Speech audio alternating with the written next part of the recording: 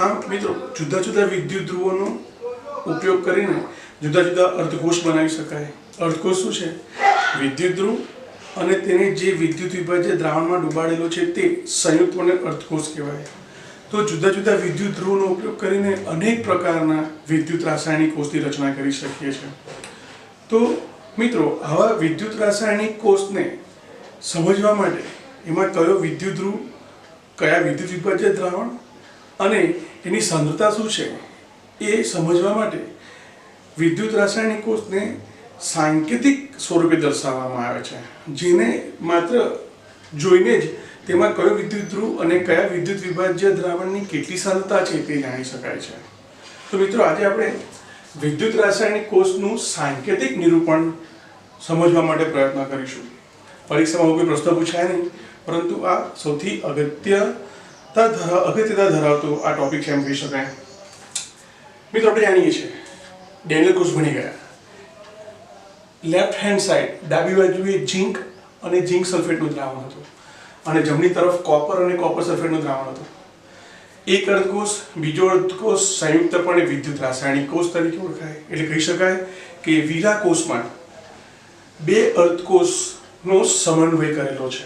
આ બંને અર્ધકોષને સુવાહક તાર મારફતે અને ક્ષાર સેતુની મદદથી એકબીજાના સાથે તો કે સંપર્કમાં રાખવામાં આવેલા હોય છે.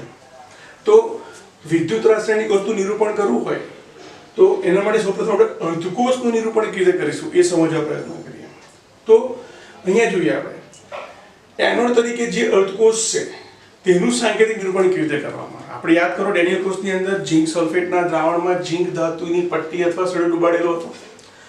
તો યાદ રાખો કે તમે જ્યારે એનોડ પરના અર્ધકોષનું નિરૂપણ કરો છો ત્યારે સૌપ્રથમ તેનો ઇલેક્ટ્રોડ વિદ્યુત ધ્રુવ એટલે કે ઝીંક અને તેની ભૌતિક અવસ્થા ઘન છે માટે ઝીંક સોલિડ વડે દર્શાવીશું.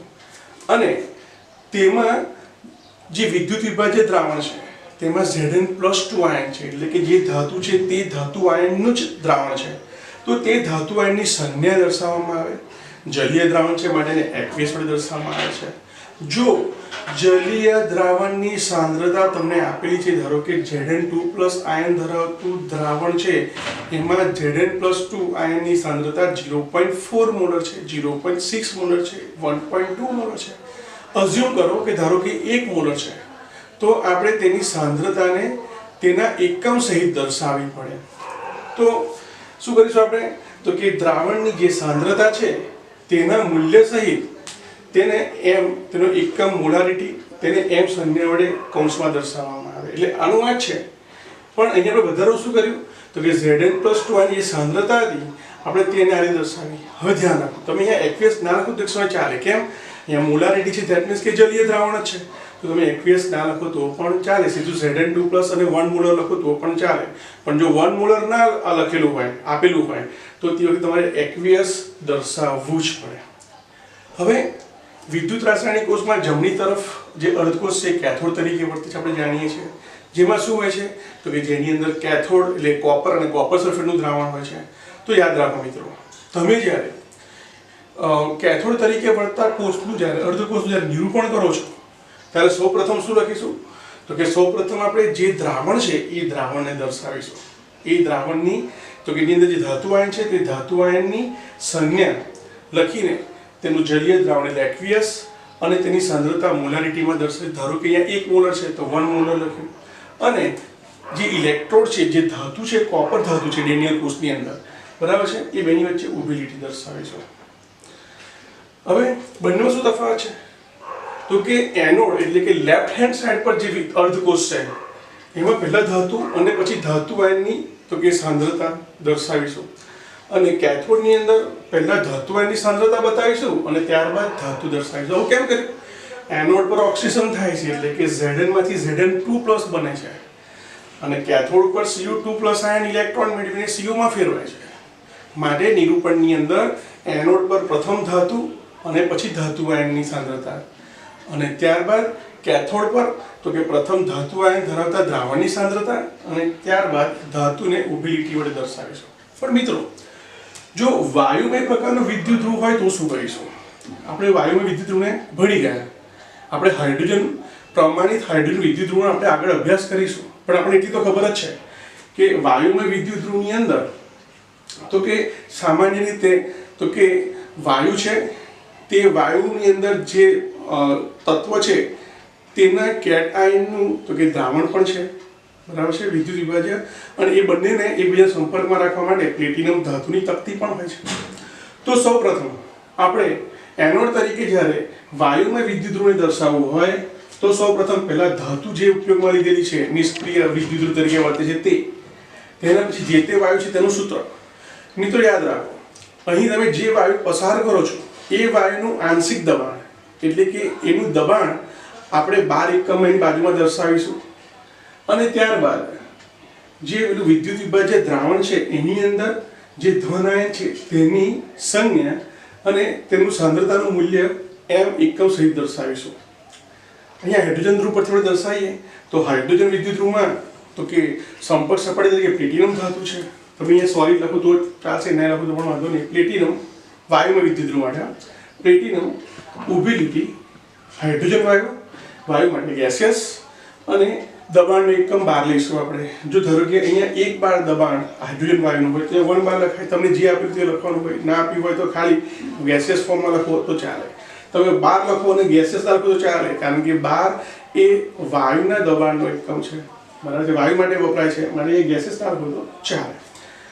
ઓકે, કેથોડ તરીકે વર્તતો હોય, એનોડ તરીકે વર્તે છે એટલે H2 માંથી H+ માં ફેરવાય. હવે તમે કહો સાહેબ 2H પરમાણુ છે તો 2H+ નહીં લખવાના છે? ના, અહીંયા આપણે સાંકેતિક નિરૂપણ કરવાનું છે કે દ્રાવણમાં કયો આયન હાજર છે, માટે એક H+ જ લખવાનું, નહીં કે 2H+ આયન.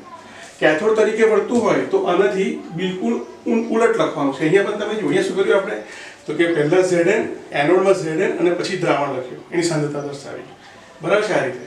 અને કેથોડની અંદર એનાથી ઉલટું કરી નાખ્યું, પહેલા ધાતુ આયનની સાંદ્રતા અને પછી ધાતુ દર્શાવી. એવી રીતે અહીંયા પણ તો કે એનોડ તરીકે પહેલા ધાતુ, પછી વાયુ, એના દબાણના એકમ સહિત અને ધાતુ આયનની સાંદ્રતા લખી. એનાથી ઉલટું શું થાય તો કે એનાથી ઉલટું શું થાય તો કે સૌપ્રથમ ધાતુ આયનની સંજ્ઞા, બરાબર છે, અને ત્યારબાદ તો કે એની મોલર આપણે દર્શાવી દીધું, ત્યારબાદ વાયુ એનું દબાણના એકમ સહિત, અને ત્યારબાદ જે ધાતુ હતી એ ધાતુને દર્શાવી. એટલે આની બિલકુલ ઉલટ પ્રક્રિયા હતી.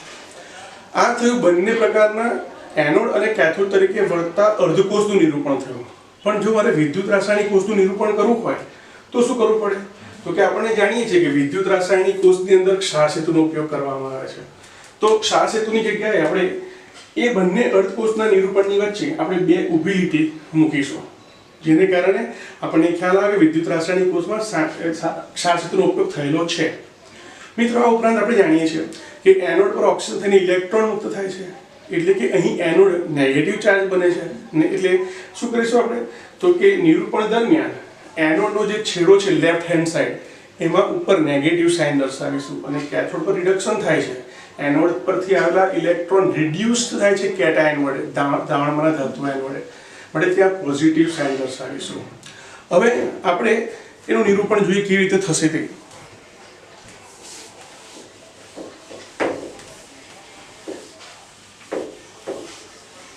ડેનિયલ કોષ આપણે જાણીએ છીએ કે ડેનિયલ કોષની અંદર તો કે ઝિંક અને ઝિંક સલ્ફેટનું દ્રાવણ છે, તો આપણે દર્શાવીશું આ રીતે. સૌપ્રથમ તમે યાદ રાખો, સૌપ્રથમ એનોડ, તો એનોડ ઉપર પહેલા ધાતુની સંજ્ઞા એટલે કે સોલિડ સ્ટેટ એની અવસ્થા લખીશું. એમાં જે દ્રાવણ છે એ Zn2+ એક્વિયસ. જો તમને એની મોલારિટી ખબર હોય, આપણે ડેનિયલ કોષમાં 1 મોલર ઝિંક સલ્ફેટનું દ્રાવણ લેતા હતા, માટે અહીંયા આપણે 1 મોલર લખીશું આ રીતે, અને એ બંનેની વચ્ચે તો કે આ રીતે એક ઊભી લીટી દર્શાવીશું. આ થઈ ગયો left hand side anode. Right hand side શું કરી છે આપણે તો કે રાઈટ હેન્ડ સાઈડ તો કે કોપર સલ્ફેટનું દ્રાવણ છે, જેમાંથી કોપર +2 આયન રિડક્શન પામી કોપરમાં ફેરવાય છે. તો સૌપ્રથમ શું કરવાનું તો કે સૌપ્રથમ દ્રાવણ દર્શાવવાનું, અને ત્યારબાદ ધાતુ દર્શાવવાની. તો Cu2+ આયન, ધારો કે એની સાંદ્રતા પણ 1 મોલર છે, અને એમાં જે ધાતુ છે કોપર છે, તો આ એનોડ પરનું સાંકેતિક નિરૂપણ થઈ ગયું, આ કેથોડ પરનું સાંકેતિક નિરૂપણ થઈ ગયું. આ બેની વચ્ચે તો કે ઊભી લીટી વડે, 2 ઊભી લીટી, સમાંતર ઊભી લીટી વડે આપણે ક્ષાર સેતુ દર્શાવીએ છીએ. અહીં તો કે એનોડ પર ઓક્સિજન પ્રક્રિયાથી ઇલેક્ટ્રોન મુક્ત થાય છે, માટે આપણે એને નેગેટિવ સાઇન વડે દર્શાવીશું. અને કેથોડ પર રિડક્શન પ્રક્રિયા થાય છે એટલે આપણે એને પોઝિટિવ સાઇન વડે દર્શાવીશું. મિત્રો, કોષનું સાંકેતિક નિરૂપણ બહુ જ અગત્યનું છે અને સમજવા પ્રયત્ન કરજો. મિત્રો, વિદ્યુત રાસાયણિક કોષનું સાંકેતિક નિરૂપણ માટે આપણે હજુ ડિટેલમાં અભ્યાસ કરીએ. હજુ પણ જો ના ખબર પડી હોય તો ફરી એકવાર સમજવા પ્રયત્ન કરો. આપણે ડેનિયલ કોષ ભણી ગયા. ડેનિયલ કોષની અંદર આપણે શું કર્યું? તો કે એની અંદર યાદ કરો, બે પાત્ર હતા. એક પાત્રમાં ઝીંક સલ્ફેટનું દ્રાવણ હતું, બીજા પાત્રમાં કોપર સલ્ફેટનું દ્રાવણ હતું. ઝીંક સલ્ફેટના દ્રાવણમાં ઝીંકનો સળિયો ડૂબાડેલો હતો અને કોપર સલ્ફેટના દ્રાવણમાં કોપરનો સળિયો ડૂબાડેલો હતો. અને આ બંનેને સુવાહક તાર મારફતે આપણે આ રીતે ગોઠવ્યા અને ક્ષાર સેતુ વડે આપણે બંને દ્રાવણોને એકબીજાના સંપર્કમાં રાખ્યા હતા. અહીં લેફ્ટ હેન્ડ સાઈડ છે એ એનોડ તરીકે વર્તે, એટલે કે ત્યાં ઝીંક ધાતુ ઓક્સિજન પ્રક્રિયા અનુભવીને દ્રાવણમાં જાય. તો એના માટે લખી શકીએ ને આ રીતે કે એનોડ પર પ્રક્રિયા થઈ તો કે ઝીંક ધાતુના સળિયામાંથી ઇલેક્ટ્રોન મુક્ત થઈ Zn+2 આયન બન્યા, જે દ્રાવણમાં જાય છે. અહીંયા દ્રાવણ પણ કોનું છે? Zn2+ આયનનું છે. એટલે એવું સમજો કે Zn2+ આયનના દ્રાવણમાં ગયા, ઉત્પન્ન થતો આયન અને દ્રાવણમાંનો આયન એક જ છે, માટે Zn+2 છે એમ સમજો.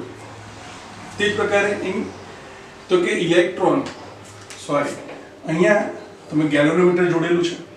ઇલેક્ટ્રોન તો કે કોપર પર ગયા એનોડ પરથી, તો કોપર ઋણ વીજભારિત બન્યું. ત્યારે દ્રાવણમાં Cu2+ આયન તો કે કોપર પર જમા થયા, રિડક્શન પ્રક્રિયા થઈ. પ્રક્રિયા કઈ થઈ? તો કે Cu2++2 electron gives Cu solid. મિત્રો, અહીંયા રિડક્શન પ્રક્રિયા થઈ. અચ્છા, આ Cu2+ કયા છે? તો કે દ્રાવણમાંના Cu2+ છે. આપણે સક્રિય વિદ્યુતધ્રુવ ભણી ગયા. સક્રિય વિદ્યુતધ્રુવમાં જે ધાતુ છે તે ધાતુના આયન ધરાવતું જ વિદ્યુત વિભાજનનું દ્રાવણ હોય છે. તો હવે આપણે શું કર્યું અહીંયા? તો કે અહીંયા ઇલેક્ટ્રોનને કેન્સલ કર્યા. ઝિંક સોલિડ વત્તા Cu2+ aqueous gives Zn2+ aqueous plus U solid. આને શું કહીશું આપણે? તો કે વિદ્યુત રાસાયણિક કોષમાં થયેલી કોષ પ્રક્રિયા કહીશું. તો આ કોષ પ્રક્રિયા તમને આપેલી હોય તો એના પરથી પણ તમને સાંકેતિક નિરૂપણ કરતા આવડવું જોઈએ, અથવા કોષ પ્રક્રિયા પરથી કઈ એનોડ પર પ્રક્રિયા થઈ, કઈ કેથોડ પર પ્રક્રિયા થઈ તે પણ ખબર પડી જોઈએ. તમે જુઓ, અહીંયા કોષ પ્રક્રિયા છે મારી, ધારો કે નથી આપ્યું અને આ આપ્યું છે, તો મારે એમાં રહેલી ઓક્સિજન રિડક્શન પ્રક્રિયા દર્શે તો હું શું કરીશ? તો કે અહીંયા જુઓ, ઝિંક સોલિડમાંથી Zn2+ માં ફેરવાય, એટલે કે 2 ઇલેક્ટ્રોન મુક્ત થયા. એટલે એનોડ તરીકે હું શું લખીશ? Zn solid gives Zn2++2 electron. અહીંયા Cu2+ છે, 2 ઇલેક્ટ્રોન મેળવીને કોપરમાં ફેરવાય છે. તો કેથોડ પર કઈ પ્રક્રિયા થઈ? Cu2+ aqueous plus 2 electrons gives Cu solid. તો તમને કોષ પ્રક્રિયા પરથી એનોડ કેથોડ પરની પ્રક્રિયા ખબર પડી જોઈએ અને એનોડ કેથોડ પરથી કોષ પ્રક્રિયા આવડવી જોઈએ. તમને એનોડ અને કેથોડ પરથી પણ તમે સાંકેતિક નિરૂપણ કરી શકો અને કોષ પ્રક્રિયા પરથી પણ સાંકેતિક નિરૂપણ કરી શકો. તો હવે આપણે સાંકેતિક નિરૂપણ કરીએ. વીરા કોષનું સાંકેતિક નિરૂપણ શું થશે અહીંયા? તો કે પહેલા એનોડ પરની પ્રક્રિયા લખવાની, પછીથી ક્ષાર સેતુની 2 ઊભી લાઈન બતાવવાની પેરેલલ સમાંતર, અને બીજી બાજુ તો કે કેથોડ પરની પ્રક્રિયા લખવાની. તો અહીંયા એનોડ પર કઈ પ્રક્રિયા થઈ? તો કે ઝિંક થી Zinc+2, અને Zinc+2 ધરાવતું દ્રાવણ છે, એટલે અહીંયા આપણે લખીશું zinc solid mobility Zn2+ aqueous. સાંદ્રતા આપી હતો એની મોલારિટીમાં લખત નથી આપી, તો આપણે આ રીતે લખીશું. હવે તો કે કેથોડ પર રિડક્શનની પ્રક્રિયા થઈ, દ્રાવણમાંનો Cu2+ આયન Cu માં ફેરવાયો. તો પહેલા દ્રાવણ માટે લખીશું Cu2+ aqueous ઓબ્લિક સીધી ઊભી લીટી, તમે આડી કરો તો પણ વાંધો નહીં, અને કોપર સોલિડ. એનોડ પર ઓક્સિડેશનની પ્રક્રિયાથી ઇલેક્ટ્રોન મુક્ત થયા, માટે નેગેટિવ છેડો, આ બાજુ પોઝિટિવ છેડો. બીજું ઉદાહરણ જોઈએ આપણે. કોષ પ્રક્રિયા આપેલી છે. કોપર સોલિડ વત્તા 2Ag+ gives Cu2+ plus 2Ag solid. તો કોષ પ્રક્રિયા પરથી મારે એનોડ અને કેથોડ દર્શાવશે તો હું શું કરીશ તો પહેલા લખીશ એનોડ પરની પ્રક્રિયા શું થશે તો કે કોપર તટસ્થ પરમાણુમાંથી +2 માં ફેરવાય છે 2 ઇલેક્ટ્રોન મુક્ત થાય છે એટલે કે Cu solid gives Cu2 plus 2 electron ઓક્સિડેશનની પ્રક્રિયા થઈ બાજુમાં દર્શાવી શકો છો ઓક્સિડેશનની પ્રક્રિયા થઈ કેમ સારું કેથોડ પર શું થાય રિડક્શન પ્રક્રિયા થાય 2Ag+ માંથી 2Ag માં ફેરવાય છે લખાય કેવી રીતે તો કે 2Ag+ plus 2 electrons gives 2Ag reduction પ્રક્રિયા થઈ અને આ બંને સરળ કોષ પ્રક્રિયા થઈ હવે મને સાંકેતિક નિરૂપણ કરવું છે सांकेतिक निरूपण तो पहला एनोड पर प्रक्रिया लखवानी એટલે આ લખવાનું Cu માંથી Cu2 પહેલા ધાતુ અને પછી ધાતુ આયનની સાંદ્રતા તો Cu સોલિડ અને દ્રાવણમાં Cu2 આયન છે સાંદ્રતા આપેલી નથી તો એ બેની વચ્ચે ઊભી લીટી કરી પછી શું આવે ક્ષાર સેતુ આવે એના પછીથી તો કે રિડક્શન કેથોડ પરની પ્રક્રિયા લખવાની પહેલા શું લખવાનું ધાતુ આયનની સાંદ્રતા દ્રાવણની સાંદ્રતા અને પછી ધાતુ અહીંયા 2Ag+ છે પણ અહીંયા 2 દર્શાવવાની જરૂર નથી આપણે તો દ્રાવણમાં કયો ધાતુ આયન છે એ દર્શાવવું છે એટલે અહીંયા 2Ag નહીં લખીએ આપણે ફક્ત લખીશું Ag+ aqueous ઊભી લીટી અને તેનો ઇલેક્ટ્રોડ Ag સોલિડ ઓક્સિડેશન પ્રક્રિયા થાય છે इलेक्ट्रॉन मुक्त થાય છે માટે નેગેટિવ છેડો અને અહીંયા રિડક્શન પ્રક્રિયા થશે ધાતુ આયન કરે છે માટે એને પોઝિટિવ બીજું એક્ઝામ્પલ જોઈએ જોઈને જ ખ્યાલ આવે અહીંયા વાયુ ઉત્પન્ન થાય છે એટલે કે અહીંયા એક વાયુમય વિદ્યુત ધ્રુવ હશે તમને ખ્યાલ આવી ગયા મિત્રો એનોડ કોણ છે ઝિંક થી Zn +2 એટલે કે લખીશું શું Zn solid gives Zn2 aqueous plus 2 electron ઓક્સિડેશનની પ્રક્રિયા જે લેફ્ટ હેન્ડ સાઈડ એટલે કે વિરા કોષમાં ડાબી તરફ થાય છે કેથોડ પરની પ્રક્રિયા તો કે 2H+ દ્રાવણમાંના 2H+ આયન ઉત્પન્ન થયેલા એનોડ પરથી મળેલા 2 ઇલેક્ટ્રોનને મેળવી H2 વાયુમાં ફેરવાય છે રિડક્શન પ્રક્રિયા થઈ तो હવે આપણે એને કેવી દર્શાવીશું તો પહેલા એનોડ પરની પ્રક્રિયા લખીશું શું લખીશું તો કે Zn કોષ પ્રક્રિયા તો મને ખ્યાલ આવી જાય આ કોષ પ્રક્રિયા છે આ જે છે એ કોષ પ્રક્રિયા છે એટલે લખતો નથી ડાયરેક્ટ સાંકેતિક નિરૂપણ એ 2 ઇલેક્ટ્રોન કેન્સલ કરી નાખો તો આપણે કોષ પ્રક્રિયા મળી જશે કોષ પ્રક્રિયા પછી આપણે એનોડ કેથોડ લખ્યા છે તો હવે સાંકેતિક નિરૂપણ કરીએ सांकेतिक निरूपणમાં જો તમે મને કહો સાંકેતિક નિરૂપણમાં લેફ્ટ હેન્ડ સાઈડ શું આવશે એનોડ આવશે એનોડ પર શું થયું ઝિંક સોલિડમાંથી Zn+2 બન્યું ઝિંક સોલિડમાંથી Zn2+ બન્યું આપણે કોષ પ્રક્રિયા ડાયરેક્ટ પણ લખી શકીએ આ તો સમજવા માટે આપણે દર્શાવ્યું છે આપણે ડાયરેક્ટ દર્શાવવાનું તો Zn માંથી શું બન્યું Zn2+ બન્યું તો અહીંયા લખીશું આપણે Zn solid Zn2+ હવે ક્ષાર સેતુ હવે તો કે હવે આપણે અહીંયા વાયુમય વિદ્યુત ધ્રુવ છે આ કયો છે વાયુમય વિદ્યુત ધ્રુવ છે કેથોડ તરીકે વર્તે છે તો વાયુમય વિદ્યુત ધ્રુવમાં બરાબર છે કેથોડ તરીકે વર્તતો હોય તો પહેલા શું લખવાનું એનું દ્રાવણ લખવાનું અહીંયા ફરીથી 2H+ નહીં લખવાનું ફક્ત H+ aqueous જો સાંદ્રતા ખબર હોય તો લખવાની ના હોય તો નહીં લખવાની એના પછીથી વાયુ એની સંજ્ઞા જો તમને એનું દબાણ આપેલું હોય તો 12 માં દર્શાવવાનું ના આપ્યું હોય તો દર્શાવવાની કોઈ જરૂર નથી અને છેલ્લે શું લખીશું આપણે વાયુમાં વિદ્યુત ધ્રુવ હોય તો પ્લેટિનમ સોલિડ લખો નહીં લખો વાંધો નહીં પ્લેટિનમ છે ખાસ તો હવે એક ચોથું ઉદાહરણ જોઈએ ઉદાહરણ નંબર 1 ઉદાહરણ નંબર 2 ઉદાહરણ નંબર 3 અને ઉદાહરણ 4 મિત્રો હવે આપણે એનોડ અને કેથોડ નહીં લખીએ જસ્ટ સમજો ડાયરેક્ટ જ પકડીએ અહીંયા H2 માંથી 2H+ બને છે એટલે કે એનોડ લખો તો શું લખાય H2 gives 2H+ plus 2 electron oxidation પ્રક્રિયા કેથોડ પર શું થયું તો કે Cu2+ આયન એનોડથી ઉત્પન્ન થયેલા 2 ઇલેક્ટ્રોનનો સ્વીકાર કરી કોપરમાં ફેરવાય છે અહીંયા હાઇડ્રોજન વાયુ છે એટલે કે વાયુમાં વિદ્યુત ધ્રુવ છે એટલે પ્લેટિનમ તો લખવો જ પડે. તો પહેલાં એનોડ પરની પ્રક્રિયા શું આવશે? H2 થી H+ આવશે, પણ પ્લેટિનમનો સળિયો પહેલાં દર્શાવવો પડશે. તો ડાયરેક્ટ સાંકેતિક નિરૂપણ લખીએ આપણે. તો સાંકેતિક નિરૂપણ પહેલા આવશે પ્લેટિનમ ધાતુ, એના પછીથી આવશે H2 વાયુ ગેસિયસ, એના પછીથી શું આવશે તો કે H+ આયન એક્વિયસ, એના પછીથી પેલી ક્ષાર સેતુ માટેની બે ઉબિલિટી.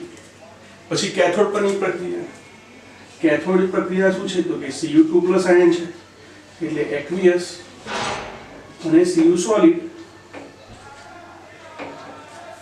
તો આ રીતે આપણે કોઈ પણ વિરાક વસ્તુ સાંકેતિક નિરૂપણ કરી શકીએ. સાંકેતિક નિરૂપણને આપણે એક ખૂબ જ શોર્ટમાં દર્શાવી શકીએ, એ પણ જોઈ લઈએ આપણે.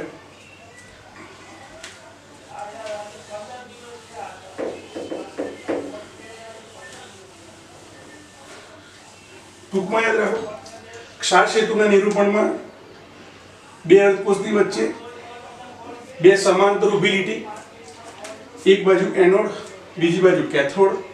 એનોડ પર પહેલા શું આવે? ધાતુ આવે. ધાતુની બાજુમાં તો કે વિદ્યુત વિભાજ્ય આયન, એટલે કે વિદ્યુત વિભાજ્યની અંદર જે ધાતુ આયન છે તેની સાંદ્રતા લખીશું. જો તમને મોલારિટી આપી હોય તો એને આપણે આ રીતે દર્શાવીશું. કેથોડ ઉપર પહેલા વિદ્યુત વિભાજ્ય દ્રાવણ લખીશું. આપણે સેજ અલગ દર્શાવવા માટે આપણે n વડે દર્શાવીએ. બરાબર છે. ધારો કે n+ છે તો એનું જલીય દ્રાવણ, ધારો કે એની મોલારિટી y આપેલી છે, ઓબ્લિક જે તે ધાતુ.